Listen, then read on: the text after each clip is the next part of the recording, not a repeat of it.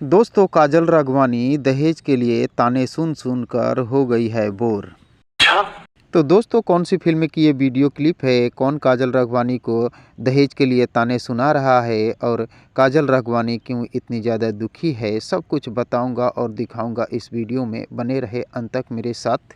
तो दोस्तों, कौन सुना रहा है काजल राघवानी को दहेज के लिए ताने? खुद ही देख लीजिए और सुन लीजिए।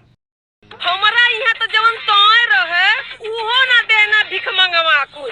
अरे जवन बात के ले रहना वो बत्तियों से पलट गई ना, चिंदी चोर चिरकुट कहीं। तो दोस्तों, देखा आप सभी लोगों ने काजल राघवानी को कैसे कैसे ताने सुनना पड़ रहा है दहेज के लिए, क्योंकि काजल राघवानी के पिता गरीब हैं और वो दहेज नहीं दे पा रहे थे, जिसकी चलती उनको ससुराल आकर ताने सुनना पड़ रहा था।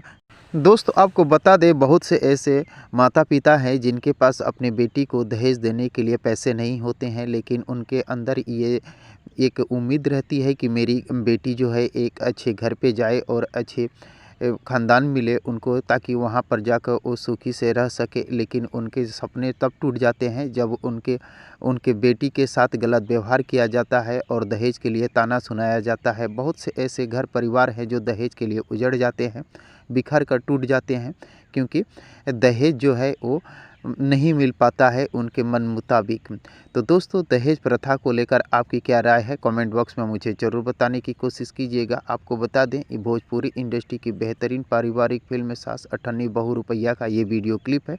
इस फिल्म के लीड रोल में मनोज टाइगर, किरण यादव, काजल राघवानी, जय यादव सहित भोजपुरी इंडस्ट्री की कई बेहतर कलाकार दिखाई देने वाले हैं। तो दोस्तों, इस फिल्म को आपने देखा तो आपको कैसा लगा? कमेंट बॉक्स में मुझे ज़रूर बताने की कोशिश कीजिएगा। और अगर ये वीडियो आप लोगों को पसंद आया हो तो प्लीज़ चैनल को सब्सक्राइब कर वीडियो को लाइक करना न भूलिएगा। मिलते हैं इसी प्रकार के और एक मज़ेदार वीडियो में। तब तक के लिए थैंक यू, धन्यवाद, जय हिंद।